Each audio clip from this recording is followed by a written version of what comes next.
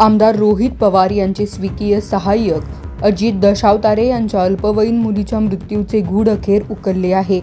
22 August रोजी आईने रागावल्याने मुलगी घरातून निघून गेली होती. कुटुंबियांनी तिचा शोध घेतला, मात्र ती आढळून न आल्याने पोलिसात तक्रार दाखल करण्यात आली. सुरुवातीला तिचे अपहरण झाल्याचा संशय व्यक्त झाल्याने पोलिसांनी त्या दिशेनेही तपास सुरू केला होता. अखेर या प्रकरणामागचे सत्य पोलिसांनी शोधून काढले आहे. रोहित पवार यांच्या पीएच्या अल्पवयीन मुलीच्या संशयास्पद मृत्यू प्रकरणाचा अखेर तपास पोलिसांनी पूर्ण केला असून संबंधित मुलीने आत्महत्या केल्याचं तपासातून स्पष्ट झालंय. या प्रकरणात सध्या कोणताही संशयास्पद प्रकार आढळून आलेला नसल्याची माहिती अपर पोलीस अधीक्षक गणेश बिरादार यांनी पत्रकार परिषदेत दिली. रविवार 23 ऑगस्ट रोजी अल्पवयीन मुलीचा मृत्यू झाल्यानंतर या घटनेबाबत संशय व्यक्त करण्यात आला होता. मृतदेहाच्या हातापायांना फ्रॅक्चर असल्याने पोलिसांनी मृत्यूच्या कारणाचा सखोल तपास सुरू केला होता. पोलिसांनी घटनास्थळ, सीसीटीव्ही फुटेज आणि शवविच्छेदन अहवालाच्या आधारे तपास केला. अपर पोलीस अधीक्षक गणेश बिरादार यांनी दिलेल्या माहितीनुसार संबंधित मुलगी घरातून बाहेर पडल्यानंतर रुई येथील साईनगर परिसरातील 5 मजली इमारतीत गेली. सीसीटीव्ही फुटेजमध्ये ती रात्री 9:58 लिफ्टमधून इमारतीच्या वर जाताना दिसून आली.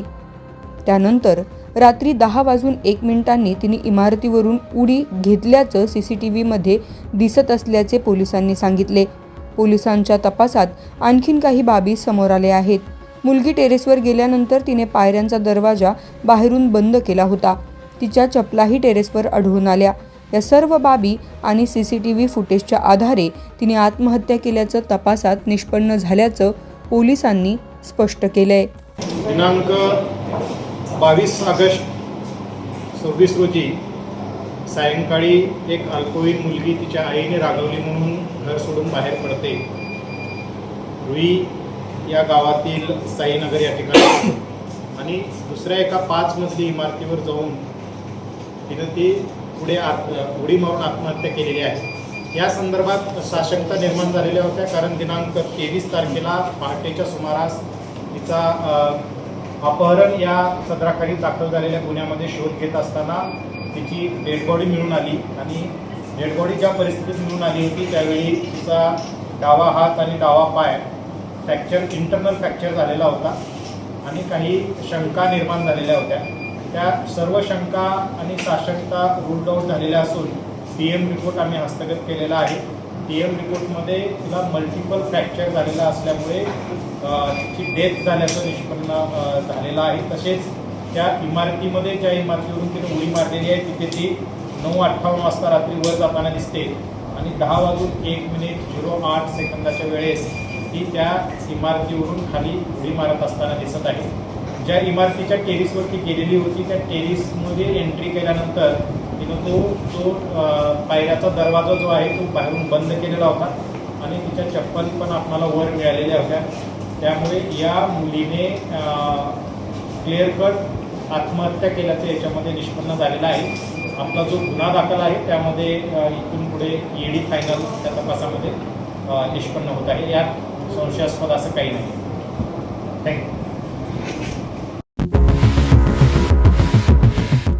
दरम्यान शवविच्छेदन अहवालानुसार अनेक ठिकाणी झालेल्या फ्रॅक्चरमुळे तिचा मृत्यू झाल्याचे स्पष्ट झाले आहे.